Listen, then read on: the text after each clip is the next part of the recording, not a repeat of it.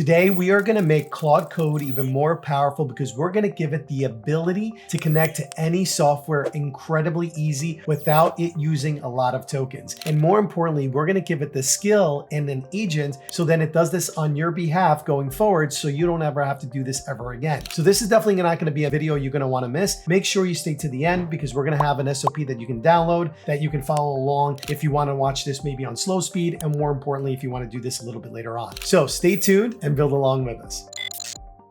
Now, right at the beginning of this, I want to make sure I give credit to where credit's due. Nate Hurt is the one that kind of came across this. This is what's called a CLI connector and basically an agent and a skill that's going to allow you to create CLI connections.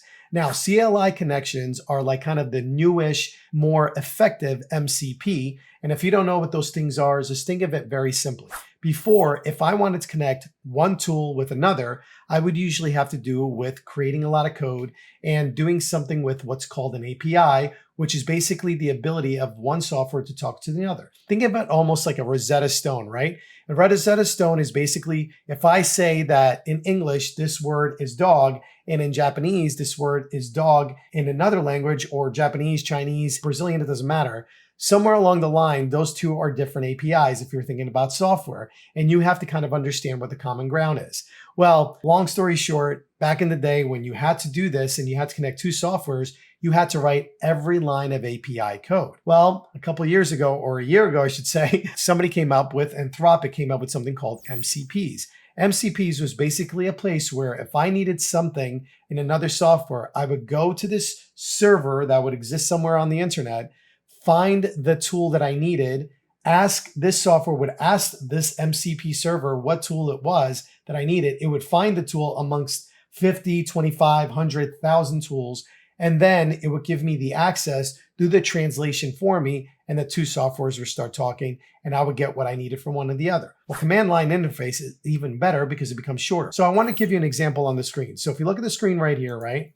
So we can kind of demystify exactly what this is, and then we're going to get right into building. So this example that we're going to be doing and building today is I asked Claude to pull every question my members posted in Skool this week so I can prep answers for Friday's live call. Skool has no public API, so it would either have to take over my browser or basically I would just have to give it the information by copying and pasting. Kind of crazy, right? So Claude spun up a custom command in under 10 minutes, and now it's a one-line ask every Friday morning. Why this matters, this same trick works for almost any tool you use. So 3 ways your agent talks to tools. You pick the wrong one and your AI burns money, you get stuck, or pretty much you give up. So what we're going to do is kind of go through each one. So option 1 is the API, like I mentioned before, the bulk shipping warehouse. So what it is, a direct line to a company's database. Your agent asks a question, the warehouse ships back a giant truck full of raw data, a lot of data all at once. Why the agent struggles? The truck is huge because sometimes the data coming back is massive. Your agent has to unpack everything, even unbox it and puts it in certain categories. It costs you a lot of tokens. It's built for code, not for AI. For people who don't speak tech, imagine asking the librarian for last night's basketball score. Instead of telling you she dumps every newspaper from the past month on your desk and say, it's somewhere in here, that's what the API feels like it's doing with the API. It has to search through all that data, right? Then remember, about a year ago, MCP came along through Anthropic, and it brings the whole toolbox. So what it is, a server that handles, right, a server somewhere in the internet that hands your agent a giant toolbox, 50 tools or as many tools as it is, each with a label. Your agent picks one job. So make believe it's saying calendar. I need the calendar on this app. It goes to the server. It says, I need the calendar. The server says, okay, well, here's the calendar. And then they start communicating, right? Even when your agent only uses one tool, it still has to read the label of every single tool that it has. And if it's a very big MCP, it has to go through each one. The toolbox sits in memory and it bloats your context window, meaning every time you're asking the other software to do something, it has to go through there and it takes up all these tokens. Again, for people that don't speak tech, imagine hiring a handyman to change one light bulb. Every time he visits, he hauls his entire tool truck in your living room. And even though he only needs a screwdriver, imagine your AI having to go through every single tool in the toolbox to get exactly what it needs. All right, so now here's the third option, CLI, the right tool ready in your hand. A small command line your agent calls by typing in a single command, one job, one sharp tool. Lightning fast, tiny memory, because memory is the biggest problem with AI right now, returns clean, pre-formatted answers, not raw JSON. built for agents from day one. So this is more of an agentic tool. And since we're all moving to agentic agents and agentic iOS systems and all this agentic stuff, it's very, very important that we start thinking of agents first. For people who don't speak tech, imagine a tiny gadget in your keychain. You click a button, you press it, the exact thing that you want to happen happens right then and there. And you're done in 2 seconds, no truck, no toolbox, no warehouse, just a command line interface. So hopefully that kind of demystifies everything that you have going on. And again, what we're going to be doing today is basically understanding the comparison, which you again understand here. Tokens used on API, very heavy. MCP heaviest, 35 or more. And then CLI, the lightest, right? Reliability on hard tasks, decent on API. MCP is 72% because remember, it's got to go back and forth, can hallucinate, all kinds of things can happen. CLI, it's immediate, it's access right away. Speed, again, CLI is local, so it's super fast. And what it's built for. API is truly built for basic coding applications. MCP is more for tools where you can go in and do whatever you need. And CLI is built for agents for quick, immediate responses. So, and why this matters, authentication, each call, each session for MCP, and then CLI is you set it once and you kind of forget it, right? Now, again, 35 tokens when it comes to used by MCP versus CLI. Reliability drop, when an MCP tackles harder tasks, reliability starts fluctuating a little bit, and tokens a CLI returns instead of 132 lines and tokens of raw JSON between all this. So either way, just understand, bottom line, CLIs for agents are going to be super fast. That's why we're getting into it. Now, this is where, again, I want to give Nate Hurt a bunch of credit on this. Didn't even know this existed. Printing press is basically, if we go here, one tool, 2 superpowers, a library of CLIs that are already created, ready to use, and a factory that turns any website into a CLI of your own. So if you come in here in a printing press, it gives you, again, all the different ways that you can get a little starting pack, where to install the press binary, and then cloning the skills to allow you to do this for yourself. Now in here, just a couple of ideas, the library, 6 magic moment, every CLI catalog underneath. They now come in here, they call the basic action right here, flight goat, which is like a way to look at all the different flights. And it says nonstop, January 24th, 4 packs, cheapest first. And it starts listing everything that you have, right? And then same thing with like ESPN. OKC just won game 4, and you just want to know who's playing the next round out. There's a bunch of different examples, and some of the ones here that people have already built out, and they have usually a PP in front of them because that's like the standard that they have. But you got Google Search Console, Google Ads, which is something I'm definitely playing with because for a lot of you that follow me, I've been running ads with Claude Code, but only Facebook ads. So I'm dying to dive in to see if we can do something with Google Ads in here, and this might be the way in. Google Photos, Hacker News, there's a bunch of ones that you can use here like Substack, run your Substack growth loop, all kinds of crazy things in here to make it super easy for you to kind of go in here and play with a little bit. But what we're going to be doing today is something a little bit different, right? Because I said this is for AI agents. What I actually want to do is not only create an agent to do this on my behalf, but I also want to create a skill so then I forever have the ability to do this. So we're going to do 3 things. We're going to create a folder inside my AI agent team. And then when we create that folder, what we're going to do is we're going to create another subfolder that's going to be my printing press CLI, let's say agent or developer or whatever we want to call it. All right. So follow along. And if you don't know about Claude Code or VS Code or how to build agents, I have a bunch of other videos that I want you to watch that will help you do this so you can follow along and then come back to here because this is like an advanced skill that you can do later on. All right. So without wasting any more time, now you have a full explanation what this is. And I gave credit to where it's due. So what I'm going to do is I'm going to come over here and I'm going to go to my VS Code. All right. And what we're going to do is we're going to right click and we're just going to do a new window. Inside the new window, I always like to build inside of folders. I'm going to go to my personal folders. So I'm going to open up a folder and I'm going to go to my dev folder. This is where I build all my projects out.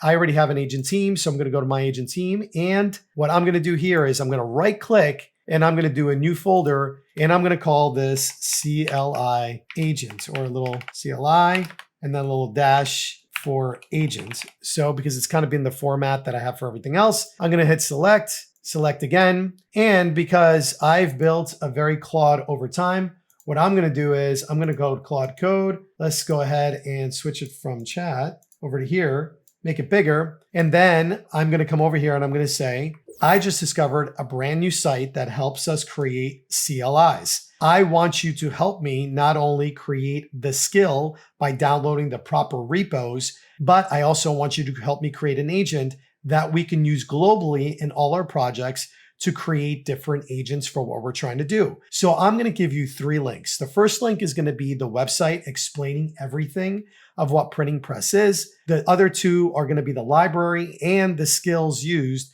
to create our own CLIs. Please let me know what you want to build first. Now, before I go ahead and let it start doing its thing, I'm going to come over here to this little underneath and I'm going to go ahead and create a plan. Now, honestly, the reason why I'm doing it this way is I want to make it as user-friendly as possible. This is going to be something real easy. And by the way, guys, I have this in here. This is going to be something that we're going to need to do in order to kind of really get it up and going. There is one thing that we're going to have to install, which is Go, before we build it. But right now, we're just collecting information. While it's collecting the information, we are going to install Go. Go is a developer kind of program out there or language that allows us to create these CLIs. It's made by Google. So we're going to go ahead and we're going to download it. So we have it readily available. And then it's going to honestly go in here and it's going to work through everything else. Right. So we're going to go ahead and just copy that now. Well, actually, you know what? Let's first go ahead and finish this up over here. And we're going to say, we're going to grab those folders and files. So first I'm going to give it the website so we can read about everything. All right. I just like to do that. I like to give my AI like all the tools it needs. This is the website. And then here are the 2 GitHubs.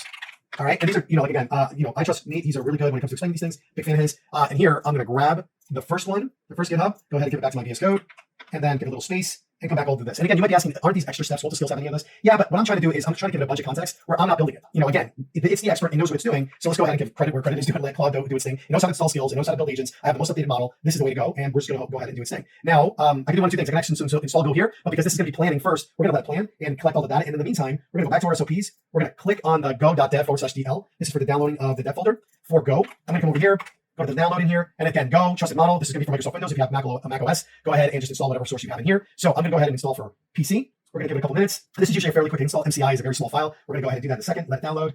And we're also going to let it play for a hot minute. Right, here we are. It's downloaded the file. I'm going to come in here, click next, next again, install. And it's another programming language that's going to allow us to do more things. So we're going to let it install real quick. All right, so we're going to go ahead and finish this. And by now, we should also at the same time have our VS Code have a little plan. No, it's still reading, so we're going to give that a few minutes. All right, so a couple things here. One, it asks the scope. What do you actually want me to build? I said skills plus 1 global agent, so then it can install it everywhere in here. Go installation, obviously we did it at the same time. So I just said, hey, it's already installed.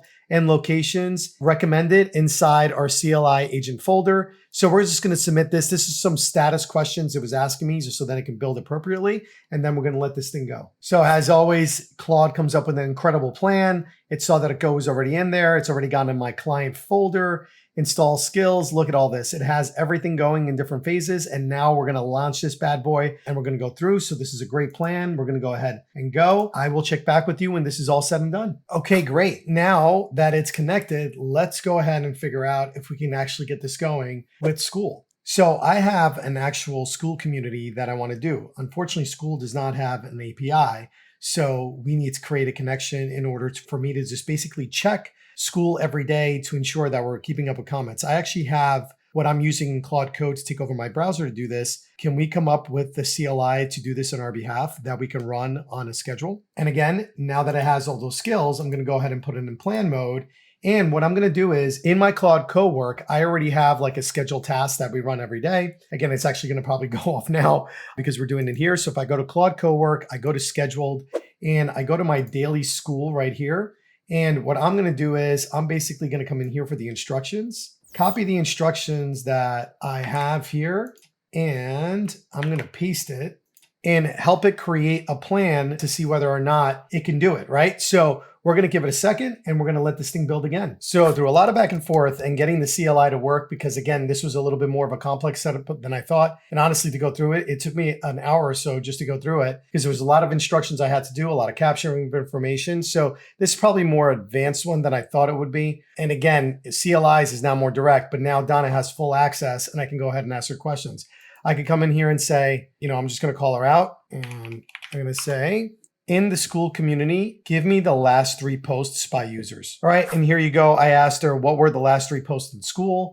And now Donna has this ability where she can say, build your AI agency in a weekend. This is, again, us talking about the new event that we got coming up and so forth and so on. And it's got everything in here, and it's literally got links of where I can go through and so forth and so on. And I can ask pretty much any question regarding Skool as long as it has the ability to do so. Now, if I wanted more and more abilities, I would have to give those skills in the CLI and build those out. Again, this is a little bit more complex than I thought it was going to be, but it did, and it is workable. And I got to be honest, I didn't want to drag you through because there's a lot of back and forth that I had to do, but guess what I did? I literally asked questions and did the things that the AI told me to do in order to have this fully working. So remember, on the actual website, there's a lot of them that are already here existing, because we already have the library available. We can go in here and we can do a couple of these. Like, so for instance, if I wanted to go in here, and let's just for the sake of trying to do this, again, trigger.dev, by the way, this is really, really good. This is how you activate agents like I am now. We'll do a video on that one day. But let's just go ahead and just do recipes just to make it super easy.